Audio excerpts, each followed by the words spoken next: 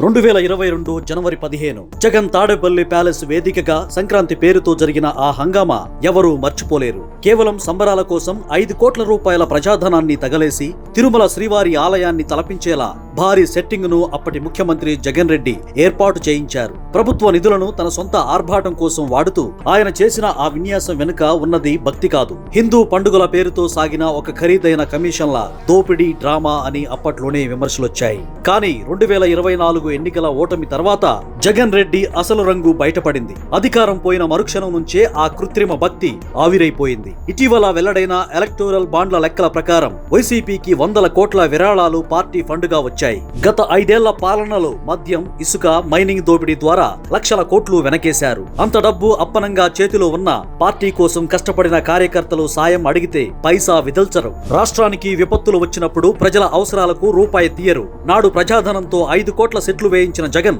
నేడు పార్టీ ఆఫీసుల్లో కనీసం చిన్నపాటి సంక్రాంతి పండుగ వేడుకలు చేయడానికి కూడా మనసు రావడం లేదు. ముఖ్యమంత్రిగా ఉన్నప్పుడు ప్రభుత్వ సొమ్ముతో రాజభోగాలు అనుభవించిన జగన్ ఇప్పుడు కనీసం తన ఇంటి ముందు భోగి మంట వేయడానికి కూడా మనసు రావట్లేదు. లక్షల కోట్లు వెనకేసిన పండగ పూట రూపాయి తీయడానికి మనసు రాని జగన్ రెడ్డి పెయిడ్ ఆర్టిస్టులతో పేదల పెన్నిధి అని డబ్బా కొట్టించుకోవడం హాస్యాస్పదం. అధికారం ఉంటే ప్రభుత్వ సొమ్ముతో రాజభోగాలు అనుభవించడం, అధికారం పోతే పిల్లికి బిచ్చం వేయని పిసినారిలా మారడం ఆయన ద్వంద్వ వైఖరికి నిదర్శనం. ఎన్నికల కోసం వేసే భక్తి వేషాలను, ప్రజాధనంతో ఆడే రాజకీయ నాటకాలను ప్రజలు గమనిస్తూనే ఉన్నారు.